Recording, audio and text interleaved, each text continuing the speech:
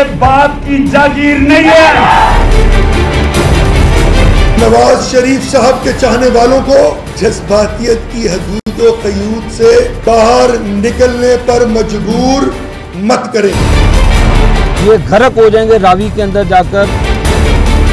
पाकिस्तान आपके बाप की जागीर नहीं है। मैं ये गुलुओं को एक छोटा सा मेरी मुतबाना सी रिक्वेस्ट है, मान जाएं।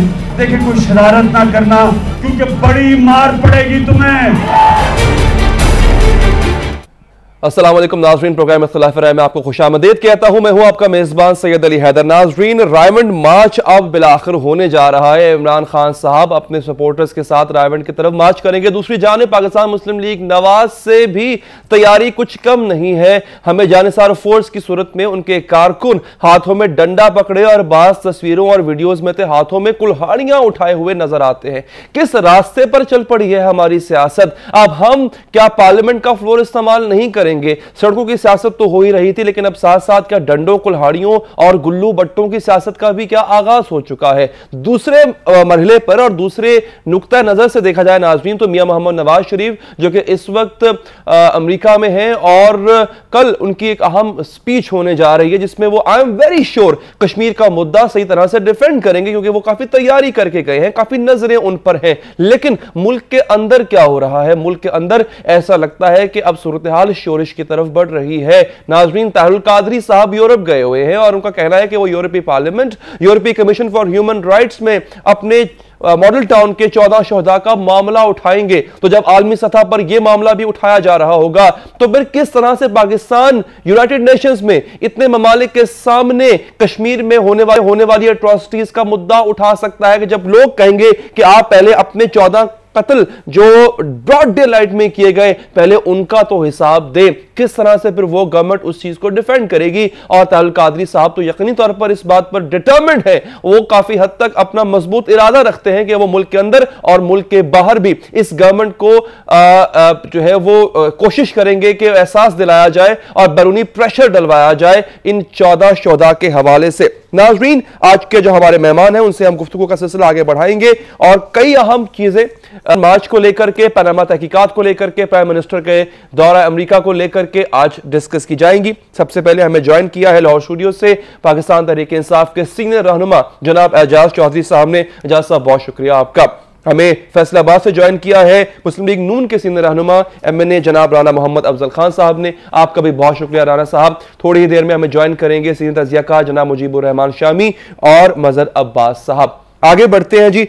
राना साहब, मैं आपकी तरफ आता हूं। सर, बड़ी अच्छी बात है मियां साहब वहां पर जो पहुंचे हुए हैं और वो खुद अपना केस, कश्मीर का केस और पाकिस्तान में होने वाले टेररिज्म का केस, बलूचिस्तान में रॉ के हाथ का केस खुद लड़ेंगे और आई एम श्योर अच्छी तरह लड़ेंगे। लेकिन मुल्क के अंदर पीछे काफी कुछ होने जा रहा है और अब आप जिस तरह से डील कर रहे हैं इसको एक जानिसार फोर्स की सूरत में, आपको लगता है is it a wise idea? आपने उनको डंडे पकड़ा दिए, आपने उनको कुल्हाड़ियां पकड़ा दी हैं? देखें, मैं नहीं समझता कि हमारी पार्टी ने या हमारी लीडरशिप ने कोई ऐसा फैसला किया है। आप खुद देख रहे हैं, आपने अपनी एंट्रो में खुद बड़ा क्लियरली कहा कि पाकिस्तान के ख़िलाफ़ हिंदुस्तान एक महाज खड़ा कर रहा है, एक घेरा टाइट कर रहा है जिसमें अमेरिका को बेसिस दे रहा है अपने मुल्क में। इजराइल के साथ उसके डिफेंस पैक्ट्स हैं और सबसे बड़ा डिफेंस इक्विपमेंट का ख़रीदार है। अफ़गानिस्तान को साथ वरगला रहा है। इन तमाम हालात के अंदर जो पाकिस्तान के लिए बैरूनी ख़दशात हैं और पाकिस्तान के अंदर इंटरनल चैलेंजेस हैं, वहाँ एक सियासी जमात जो है वो भी हुकूमत के ख़िलाफ़ जलसा जुलूस में मसरूफ़ है और जलसा जुलूस भी ऐसे है कि जो दूसरों को एंटेगनाइज करने के सिलसिले में उन्होंने ऑलरेडी इसके पाकिस्तान में 5, 6, 8, 10 जलसे कर लिए हैं और अब एक और जलसा, एक वो समझ रहे हैं कि हिंदुस्तान जो प्रेशर डाल रहा है हम भी प्रेशर डाल दें ताकि शायद उनके मकसद के बिला वजह तो नहीं है ना। दुनिया के किसी रियासत में ऐसा नहीं होता। अचानक से रात को ख्वाब आया और उन्होंने कहा कि चलें जी अब जलसे का सीजन आ गया, अब जलसे करते हैं, अब डायमंड मार्च करते हैं। कुछ तो हुआ है और जो कुछ हुआ है बिल्कुल आप वजह बता दें। वजह यह है जनाब, पनामा पेपर्स में नाम। अच्छा, आज राणा साहब एक काम करते हैं, आज हम इस बात का तहैया करते हैं, नाम नहीं आया, हम मियां साहब का नाम नहीं आया, बिल्कुल नहीं आया, हम नाम मियां साहब का नहीं लेंगे क्योंकि वाकई उनका नाम पनामा पेपर्स में नहीं आया, उनके बच्चों का आया। चलिए इस पर आ जाए, इजाज़ साहब आप भी मुतवज्जो होइएगा। एक काम करते हैं, बच्चों का नाम आया, क्या बच्चों से पूछा जाना चाहिए कि बेटा आप जब काफी छोटे थे तो किस तरह से आपने माशाल्लाह से, क्या बिजनेस स्ट्रैटेजी थी, कौन सा ऐसा विजन था कि आपने ये अरबों रुपए कमा लिए, आपने जायदादें बना ली, ताकि इस चीज को हम आम करें, हमारे बाकी नौजवान भी इस चीज को समझे और वो तरक्की करें। तो पूछा जाना चाहिए उनसे, बच्चों से, कि बेटा कैसे आपने जायदादें बना ली? जी जी, आपके लंबे सवाल का जवाब यह है कि बिल्कुल उनसे पूछ लेना चाहिए। कौन पूछेगा? बुला लेना चाहिए, उनसे स्टेटमेंट ले लेनी चाहिए। अब मैं छोटा सवाल करता हूं, कौन पूछेगा सर? जो भी जहां ये केस दायर करेंगे, जहां आप केस, मैं अगर मेरे ऊपर इल्जाम है, मैं खुद अपने आप को गिरफ्तारी के लिए तो पेश नहीं करूंगा ना, मेरे खिलाफ कहीं तो इल्जाम आप दायर करेंगे, जहां दायर करेंगे वहां मैं जवाब दूंगा। आप मियां साहब को साइड पे रखें। गवर्नमेंट ऑफ पाकिस्तान के इदारे, गवर्नमेंट ऑफ पाकिस्तान ने जो लीगल स्टेप्स थे वो ले लिए हुए हैं। सेनेट के अंदर कमेटीज के सामने सरकार पेश हुई है, नेशनल असेंबली में पेश हुई है। अब जहां जहां ये अदालत में जाएंगे वहां वो लोग अपना अपना डिफेंड करेंगे। चलिए ठीक है, इजाज़ चौधरी साहब, राणा साहब कह रहे हैं कि जो इदारे मौजूद हैं आप वहां पे जाएं, आप उन पे जाके बात करें कि जनाब देखें। अच्छा, एक गलती आप मियां साहब का नाम एवं बिला वजह ले रहे हैं। बच्चों से पूछें कि आप जब उस उम्र में थे तो उस दौरान आपने कौन सी ऐसी बिजनेस स्ट्रेटजी अपनाई जिससे आपने वो पैसे कमा लिए? जी, बहुत शुक्रिया अली। देखिए, आज से तकरीबन 6 माह कबल जब ये पनामा पेपर्स का इंकशाफ हुआ तो 8 मुल्कों के जो सरबराहान ममलिकत थे उनके बारे में ये सारा बयान आया और बिल्कुल आगाज़ में ये कहा गया कि पाकिस्तान के वज़ीर आज़म की फ़ैमिली जो है इसके अंदर शामिल है, उनके नाम इसमें आए हुए हैं और कुछ 650 लोगों के नाम हैं। चुनाचे यानी ये पता चलना चाहिए पाकिस्तानी कौम को कि ये अरबों खरबों रुपया जो पाकिस्तान से ड्रेन होके बाहर कैसे गया है और किस तरह लोगों ने ये गलत कर रहे हैं। ये बुनियादी चीज थी। मेरे साहब का नाम नहीं है, आपने आप बच्चों से पूछे ना, आप अदालतों में अगर गए हैं तो आप पूछें कि जो पाकिस्तानी सिटीजन हैं बच्चे, मसला ये है, उनसे पूछे आप। मैं आपसे अर्ज करता हूँ, जो आर्टिकल 62, 63 का हम जिक्र करते हैं ना, उसमें मुझसे, मेरे वालिद साहब और मेरे बच्चों दोनों के बारे में पूछा जाता है। इसलिए अगर किसी ने मियाँ साहब का जिक्र किया तो कोई ऐसा गुनाह नहीं किया, वो रेलेवेंट हैं, फिर वो पाकिस्तान के प्राइम मिनिस्टर हैं और उन्होंने बहुत ही खूबसूरती से और बहुत ही बहादुरी से 3 मरतबा ये बात कही कि मेरा दामन बिल्कुल साफ़ है, मैं अपने आप को एहतसाब के लिए पेश करता हूँ। अलमिया कहाँ है? अलमिया ये है कि 6 माह से पूरी कौम इस भंवर के अंदर फंसी हुई है कि कोई निज़ाम पाकिस्तान में ऐसा है नहीं कि जो पनामा पेपर्स जैसे इंकशाफात और पनामा डाका जैसे यानी जो मुकदमात हैं उनको वो प्रोब कर सके। पाकिस्तान में कोई निजाम नहीं है। देखिए, गलती ऑपोजिशन की भी है। मुजीबुर रहमान शामी साहब ने ज्वाइन मैं एक कह लूं, फिर गलती आपकी है। वो गलती ये है कि दुनिया में कहीं ऐसा नहीं होता, आप इसके लिए राजी हुए, आपने परसू किया, गवर्नमेंट भी इसके पीछे लगी हुई है। दुनिया में कहीं ऐसा नहीं होता कि कोई किसी पर इल्जाम लगा हो और फिर इल्जाम लगाने वाला और मुलजिम दोनों इकट्ठे बैठे हैं और वो टीओआर तय करेंगे। जनाब आप बताएं कि हमने ऐसा कहीं नहीं हुआ करता। मुजीबुर रहमान शामी साहब, सर बहुत शुक्रिया आपके वक्त का। मामलात बहुत से हैं जिन पर गुफ्तगू आपसे करने का यकीनी तौर पर हमें मौका मिला है। पीएम साहब गए हुए हैं इस वक्त यूएन जनरल असेंबली में, कल वो खिताब करेंगे। बड़ा क्रूशियल मूवमेंट है। वेस्टर्न बॉर्डर, ईस्टर्न बॉर्डर दोनों तरफ से शोरिश बढ़ चुकी है। हम सियासी तौर पर तन्हाई का शिकार नजर आते हैं बतौर मुल्क के अंदर जो हो रहा है वो मजीद हैबतनाक नजर आता है आगे चल के। आपको लगता है गवर्नमेंट सही डील कर रही है इसको?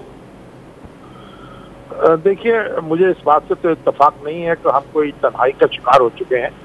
हमारे दोस्त भी मौजूद हैं, वो हमें सपोर्ट भी कर रहे हैं। कल शामी OIC का इजलास हुआ है, उन्होंने कश्मीरियों के साथ अज़हार हमदर्दी किया है, अज़हार यकजहती किया है और उनके ऊपर जो जुल्म सितम है उसके खिलाफ आवाज़ बुलंद की है। इसके अलावा भी हमारा जो दोस्तों का हल्का है वो इस सारी सूरत हाल में बेचैन है और हमारा साथ दे रहा है, तो कुछ तन्हाई का मामला नहीं है। लेकिन बहरहाल हमें एक पूरी कुव्वत के साथ और शिद्दत के साथ अपनी आवाज बुलंद करनी है और भारत के खिलाफ एक डिप्लोमेटिक दबाव को बढ़ाना है। बहुत अच्छी बात, कोई शक नहीं है। मुल्क के अंदर जो होने जा रहा है, शामी साहब, इमरान खान साहब रायवंड मार्च करने से पीछे नहीं हट रहे, वो तो बाज नहीं आएंगे। गवर्नमेंट ही कोई और सीरियस, कोई संजीदा स्टेप उठा ले। बच्चों की बात हो रही है, उन पर उनकी जायदादों की बात हो रही है, चले उनको ही डिस्क्लोज कर दिया जाए ताकि इनके तशफ़ी हो जाए। देखिए, बात यह है कि इमरान खान साहब को कानून के दायरे में रहते हुए एहतजाज करने का हक हासिल है। अगर यानी एहतजाज पुरअमन होना चाहिए जी। और हमारा दस्तूर जो है, हमारा कानून जो है, वो इस बात की इजाजत देता है कि किसी भी शख्स के खिलाफ और किसी भी मसले पर कोई भी जमात या उसका रहनुमा चाहे तो वो एहतजाज कर सकता है, जलसा कर सकता है, मार्च कर सकता है। तो जहाँ तक तो इमरान खान साहब की इस एक्टिविटी का ताल्लुक है, उसमें तो कोई ऐसी चीज नहीं है जो खिलाफ कायदा हो या खिलाफ ज़ाब्ता हो। अच्छा। और उनको ये हक हासिल है, यानी रायवंड जाने का हक हासिल है उनको, आप समझते? नहीं, रायवंड जाना जो है उसमें भी उन्होंने ये वजाहत की है कि वो जाती उम्रा नहीं जाएंगे बल्कि अड्डा प्लाट तक जाएंगे। और मुख्तलिफ सियासी जमातों ने उनसे तो बात पर भी इख्तलाफ किया है और उसमें वो उनके साथ शरीक ना होने का ऐलान किया है। लेकिन बहरहाल इमरान खान साहब अपना और उनकी पार्टी जो है वो अपना फैसला करने के मजाज है और उन्होंने ये फैसला किया है। अब उम्मीद तो रखनी चाहिए कि अमन और अमान जो है उसको बरकरार रखा जाएगा। बहुत वैलिड पॉइंट शामी साहब, मुझे इसी नुक्ते पर ब्रेक लेनी है कि उम्मीद ये की जाए कि अमान बरकरार रखा जाएगा, लेकिन दूसरी जानिब हमें जो डंडा बरदार फोर्स नजर आती है, जो कि जानिसार फोर्स है, उसके बारे में ये कहा जा रहा है कि जनाब हमारा इन पे कोई कंट्रोल नहीं है, ये कोई पार्टी पॉलिसी नहीं है, ये वो जानिसार है जो खुद मियां साहब की मोहब्बत ने, पार्टी की मोहब्बत ने बाहर निकले हैं। लेकिन ये पार्टी की मोहब्बत कहीं पार्टी को महंगी ना पड़ जाए, क्योंकि इनके हाथ खाली नहीं है, डंडे हैं, कुल्हाड़ियां हैं। अगर पीटीआई के कारकुनान के साथ इनका आमना सामना हुआ तो फिर क्या सूरत हाल होगी? क्या गवर्नमेंट को इसमें कुछ करना चाहिए? पंजाब गवर्नमेंट की बात मैं कर रहा हूं। ब्रेक लेंगे, ब्रेक के बाद इस पर बात करेंगे।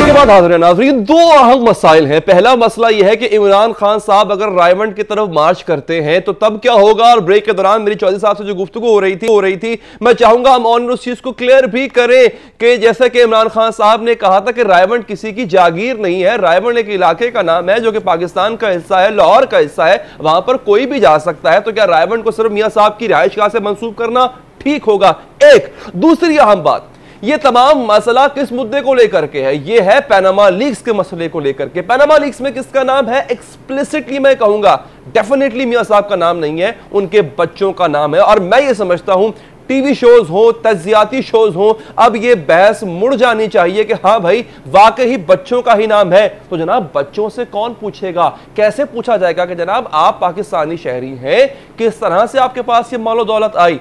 एजाज चौधरी साहब, सर मैं आपकी तरफ आता हूं। रायवंड मार्च आप जरा क्लियर कर दें आवाम को कि आप मियां साहब के घर के बाहर धरना देने जा रहे हैं। देखिए, मैं आपसे बहुत वाज़ेह तौर पर अर्ज़ करता हूं, हम किसी के घर नहीं जा रहे और घरों के तक़द्दुस का हम ख्याल रखते हैं। मैं पूरी PMLN की तारीख से वाकिफ़ हूँ और ये ज़ीरी चोटी जो घर था ना, यहाँ से 500 किलोमीटर फारूक लगारी का, वहाँ ये गए थे। मैं कोट करने वाला था जी, यानी कल अभी परसों KP के असेंबली के ऊपर ये गए, कुरैशी साहब के घर पथराव इन्होंने किया, फतेहाना के घर पे हमला इन्होंने किया, थानों के ऊपर। मैं असल में कहना नहीं चाहता, मैं PMLN को तो जाहिर है हम बहुत अच्छी तरह जानते हैं ना, कारकुन जज्बाती, लेकिन मैं आपसे अर्ज करता हूँ कभी नहीं ये कहा गया, कभी ये नहीं कहा गया कि हम जी जाती उमरा जा रहे हैं, कभी ये नहीं कहा गया। ये चूंकि बौखलाई गए हैं, ये इनके जो आसाब हैं वो जवाब दे गए हैं। क्यों जवाब दे गए हैं मैं आपको बताता हूँ। यानी आज दूसरी दफ़ा PAC का, पब्लिक अकाउंट्स कमेटी का इजलास हुआ है, वहाँ पर नैब वाले ने आगे कहा जी हम नहीं पैनामा पेपर्स पे कुछ भी कर सकते। आप कहते हैं ना कि जनाब पार्लियामेंट एक फोरम है, दीगर अदारे दूसरा फोरम है, आप सड़कों पे पहले आ गए हैं। पार्लियामेंट के अंदर ये गुज़श्ता 6 माह से तमाशा बन गया ये मसला। वजीर आजम फरमाते हैं मैं अपने आप को पेश करता हूं लेकिन कोई निजाम बनने नहीं देते। जो कमेटियां हैं उसके अंदर आके सरकारी अदारों के सरबराह कहते हैं हम कुछ कर नहीं सकते।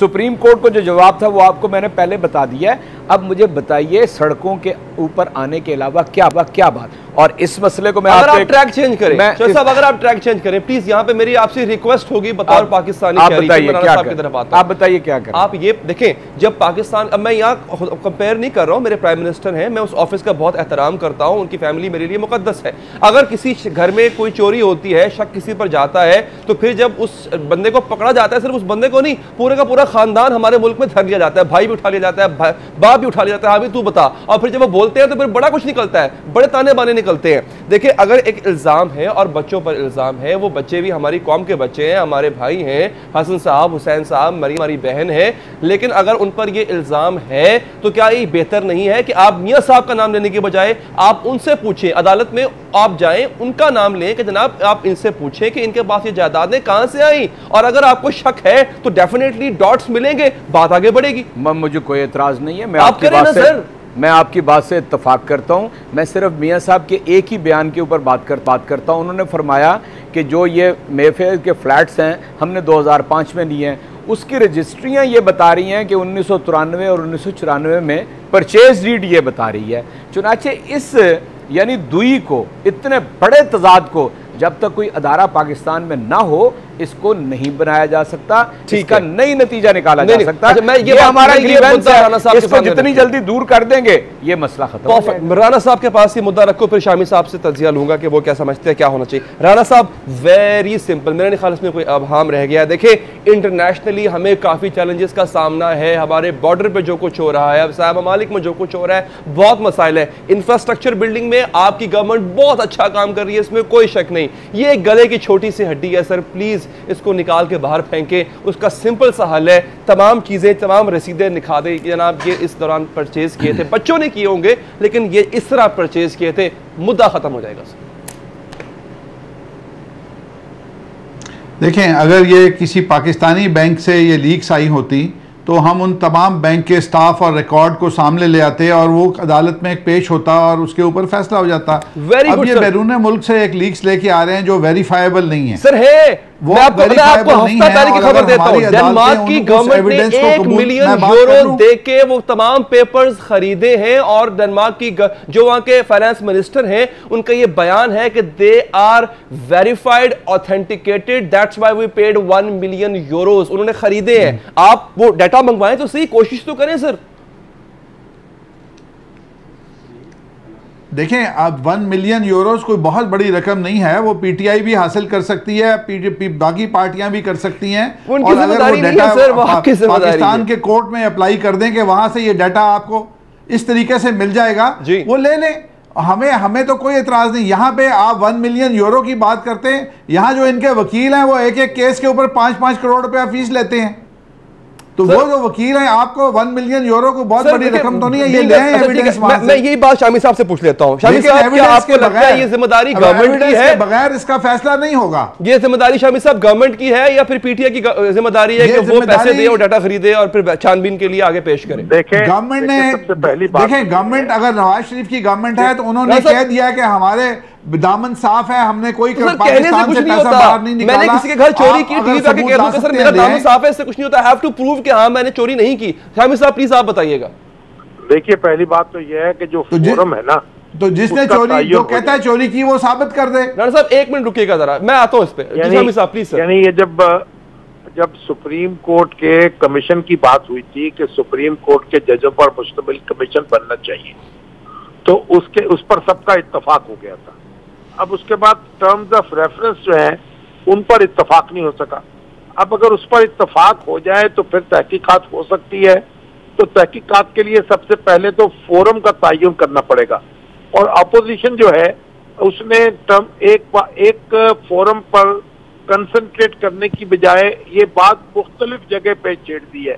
ये इलेक्शन कमीशन में भी दरखास्तें गई हैं, सुप्रीम कोर्ट के सामने भी दरखास्तें दायर हुई हैं, और पब्लिक अकाउंट्स कमेटी में भी आज इस पर बहस मुबासा होता रहा है।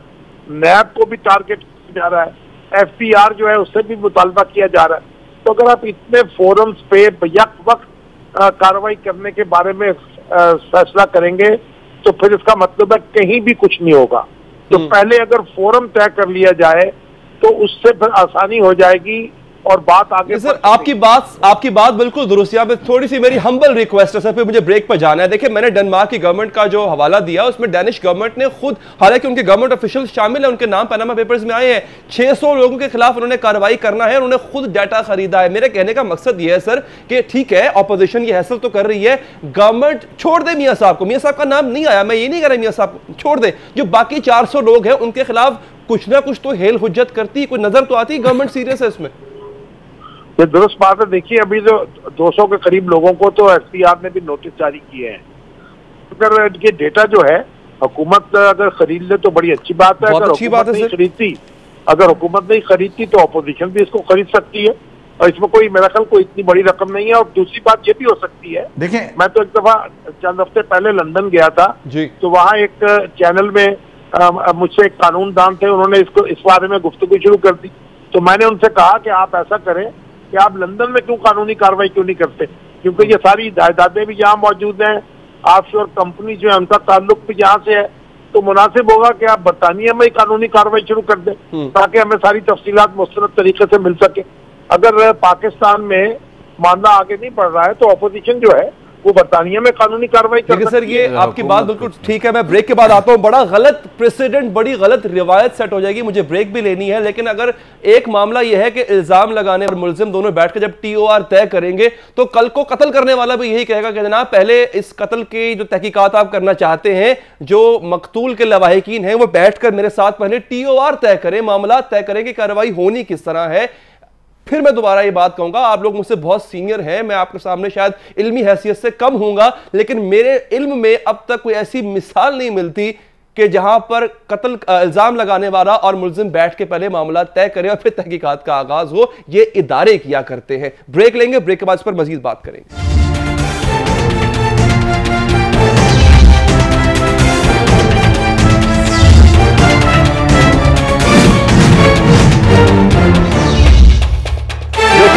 नाज़रीन, रायमंड मार्च की तैयारियां मुकम्मल की जा रही हैं। इमरान खान साहब अपने इरादे से हटने को तैयार नहीं, गो के इस वक्त सियासी तौर पर कोई और उनके साथ मिलने को तैयार नहीं है। बाकी जमातें क्या देख रही हैं और इमरान खान साहब अपनी जमात का फ्यूचर या फिर उनके मुताबिक पाकिस्तान का फ्यूचर वो रायमंड मार्च में ही देखते हैं। एजाज चौधरी साहब मुझे एक बात बताएं, जब मुल्क में इतना कुछ चल रहा है, अब आप पे तनकीद की जाती है और मुझे प्लीज मौका दीजिएगा मैं आप पे तनकीद कर सकूं बतौर जर्नलिस्ट।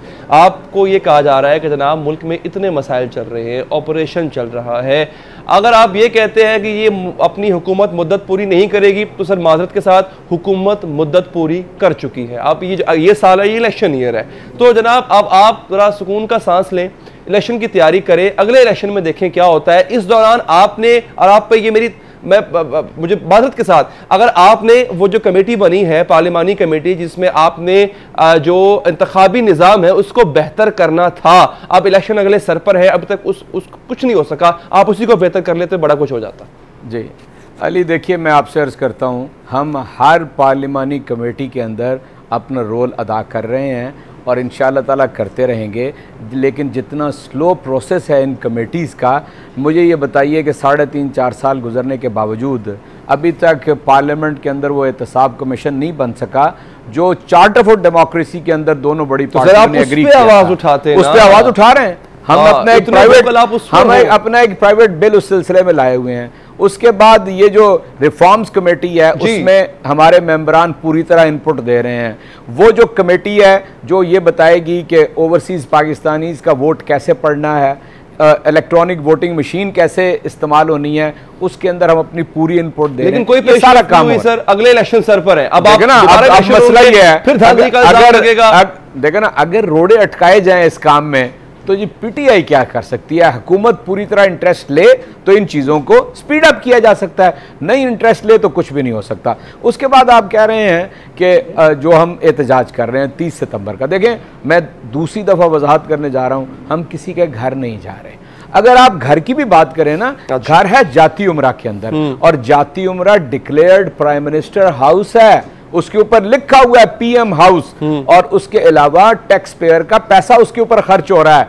गुज़श्ता साल 36 करोड़ रुपए की उसकी हिफाजती बाड़ लगाई गई है। आप मुझे बताइए ना कि अगर ईरान का सदर 8 मरले में और अगर अपना बरतानिया का वज़ीर आज़म 10 मरले के अंदर अपनी ज़िंदगी बसर कर सकता है, तो हमारे इस गरीब कौम के जहाँ पर 40% बच्चे अपनी हाइट को नहीं पहुँच पाते, मेल न्यूट्रिशन है, अपना ज़हनी वो पूरी तरह अफजाइश नहीं हो पाती, वहाँ पर इतने शाहाना अखराजात की उनकी क्या जरूरत है? वो जाती दौलत है, जाती दौलत है। ये 36 करोड़, यही तो मैं कह रहा हूँ, आपको बता रहा हूँ, ये 36 करोड़ पे जाती उमरा के ऊपर मेरे और आपके खून और हमारी हड्डियों का गूदा है जो वहां पे लगा है। अगर इनका जाती लगा हुआ था, ये जाती उमरा जब बना तो यानी प्राइम मिनिस्टर हाउस डिक्लेयर्ड है, वहां पर आप जा भी सकते हैं। मैं आपको फिर कहना चाहता हूं, एक्सपोज तो हम इन्हें करेंगे, जाएंगे नहीं वहां पर। हम सिर्फ ये बताना चाहते हैं, आप ये कह रहे हैं कि वहां पे जाएंगे नहीं। मैं पूरी क्लैरिटी से पहले दिन से कह रहे हैं कि किसी का घर नहीं जाएंगे, लेकिन रायगंज जरूर जाएंगे ताकि कौम को बताएं कि ये निजाम बनना चाहिए। ठीक है राना साहब, PTI and PTI supporters are not marching towards the residence of honourable prime minister, वहां पे नहीं जा रहे हैं, तो सर फिर ये वो होलिगन्स की फोर्स क्या कर रही है जनाब?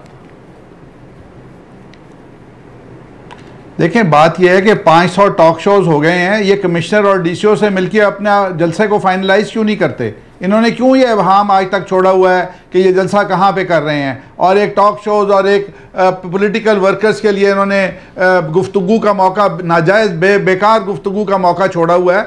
डीसीओ कमिश्नर उनको बार बार कह रहा है कि अपना रूट भी बताएं, अपनी जगह भी बताएं, लेकिन ये जानबूझ के इनको ड्रामे लगाने में मज़ा आता है। देखें अभी ये बात कर रहे थे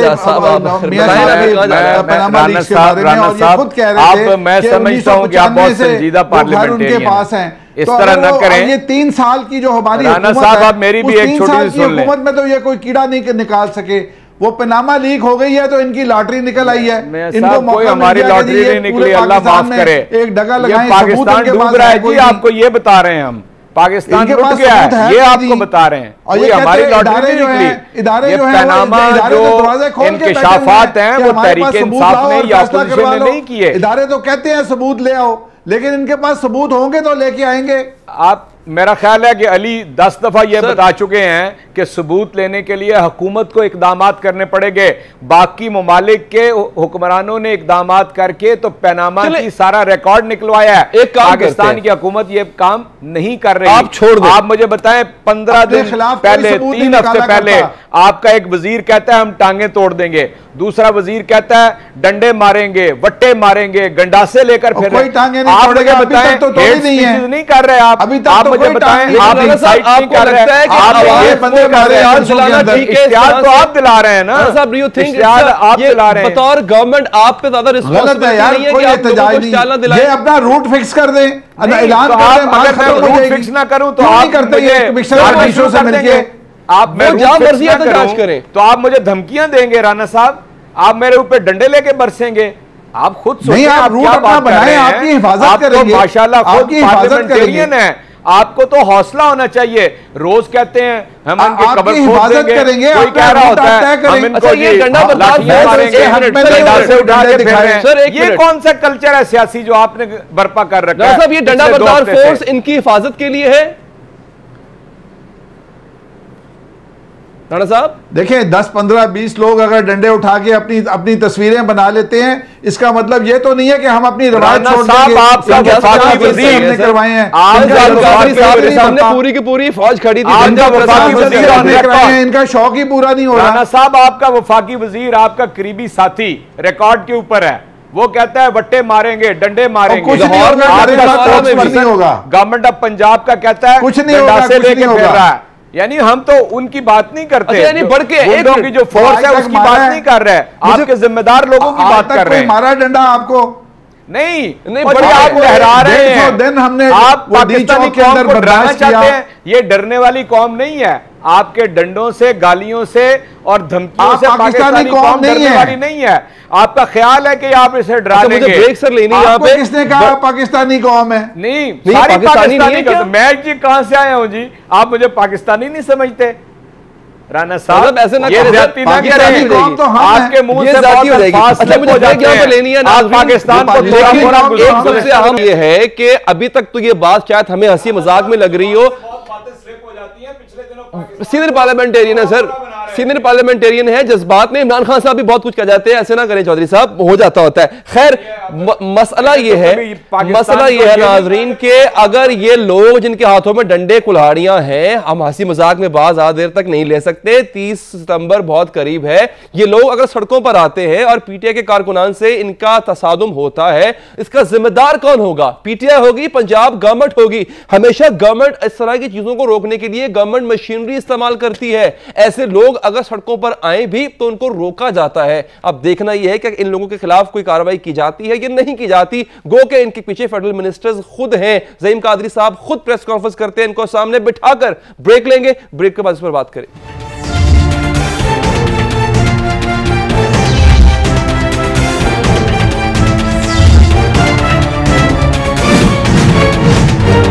मैंने ब्रेक से पहले यह बात की थी कि यह कोई मजाक नहीं है कि एक जानब एक पार्टी के कारकुनान सड़कों पर होंगे तो दूसरी जानब दूसरी पार्टी के कारकुनान सड़कों पर होंगे। ठीक है, ऐसा होता है, एक रैली निकलती है, दूसरी रैली निकलती है, लेकिन अगर दूसरी पार्टी के कारकुनान के हाथ में डंडे और कुल्हाड़ियां होंगी तो फिर यह परेशानी की बात है। राणा साहब, आपसे सर मेरा हम्बल क्वेश्चन यह है कि हमजा यूथ फोर्स है जिसमें इनाम का ऐलान किया गया है कि अगर इमरान खान साहब को अंडे मारे जाएंगे तो 1 लाख रुपया दिया जाएगा। ऐसी खबरें, आपको लगता है कि is it really a wise thing to do? इसको ठीक है, मैं समझता हूं कि आपके काबू में चीजें नहीं होंगी, लेकिन काबू करने की कोशिश भी नहीं की गई सर। इंशाल्लाह ऐसा कुछ नहीं होगा, बिल्कुल मुझे यकीन है। जब इनको हमने 20 जलसे पहले करा दिए और खैर आफियत से हो गए तो इंशाल्लाह इनका ये जलसा भी हो जाएगा। लेकिन मुझे इंतज़ार इस चीज़ का होगा कि क्या कोई इमरान खान नई बात करेंगे या ऐसी बात करेंगे जिसके लिए रायवंड की सरजमीन जो है वो बड़ी अहम है। जाशवाल साहब क्या बात करेंगे? रायवंड क्यों? मतलब आप लाहौर के बड़े इलाके हैं और लाहौर से। अली भाई वल्लाह अज़ीम कोई नई बात नहीं करेंगे, पुरानी बात करेंगे, गरीब की बात करेंगे, मजदूर की बात करेंगे, पिसे हुए किसान की बात करेंगे। तो माल रोड पे कर जी जहां चाहे करेंगे, जहां चाहे करेंगे, पाकिस्तान के कोने कोने में करेंगे, घर घर जाके करेंगे। ये हमारा इस्तेहकाक है, इस कौम को जगा के रखना। इस कौम को इसके हुक्मरानों ने बेपनाह लूटा है और मैं आपसे अर्ज करता हूं ये किसी को तकलीफ नहीं होनी चाहिए, किसी नून लीग के नुमाइंदे को हम परेशान नहीं करना चाहते। इससे पहले कभी तसादुम नहीं हुआ। जितनी बातें हो रही हैं लेकिन ये सारी नून लीग की लीडरशिप के जरिए हो रही हैं। जरा ये बात पूछ लूं कि देखें रायवंड जो है ना वो इस्तारा है दो चीजों का, या मियां साहब की रिहाइशगाह का, या इस्तारा है जब रायवंड में इज्तिमा होता है, बहुत मुकद्दस इज्तिमा होता है उसका।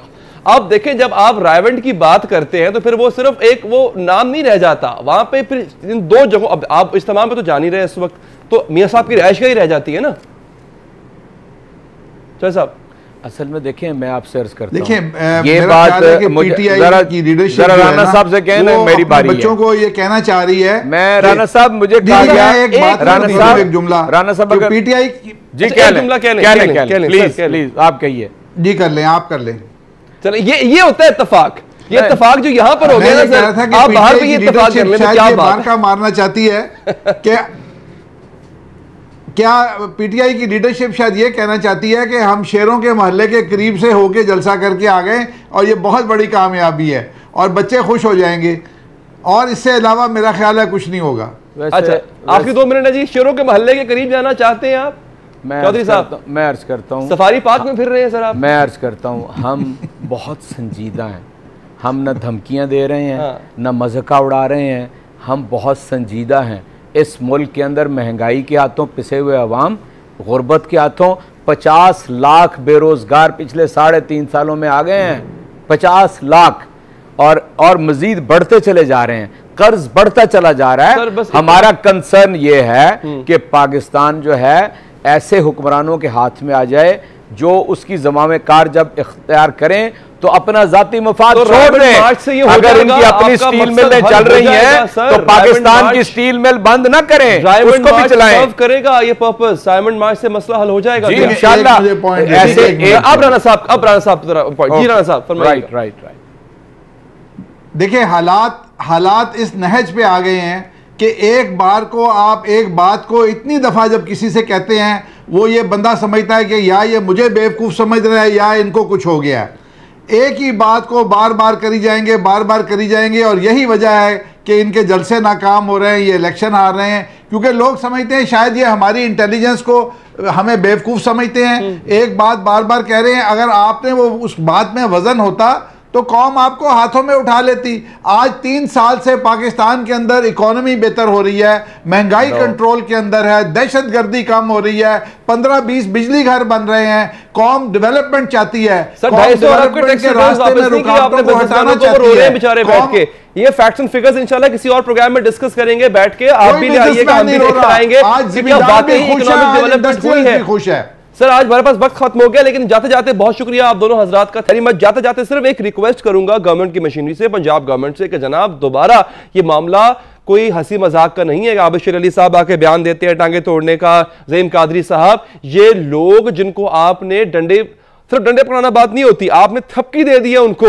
ये हमजा यूथ फोर्स, ये ज़हीम जानिसार फोर्स और पता नहीं कौन कौन सी फोर्स, ये सड़कों पर आके सिर्फ पीटीआई के कारकुनान के साथ नहीं, फिर इनके रास्ते में जो भी आया उनके साथ कुछ भी बुरा हो सकता है। तो प्लीज आप मॉडल टाउन के वाकया को दोबारा दोहराने के लिए ग्राउंड ना बनाएं, ऐसा हो सकता है। मामलात को अभी कंट्रोल कर लें। सिर्फ ये कहना कि डोंट वरी ऐसा कुछ नहीं होगा, ये सिर्फ और सिर्फ डराने धमकाने के लिए है। This is wrong, things can go very wrong. Please इसको सीरियसली देखें। इसके साथ ही दीजिए इजाजत, अल्लाह ने के बाद।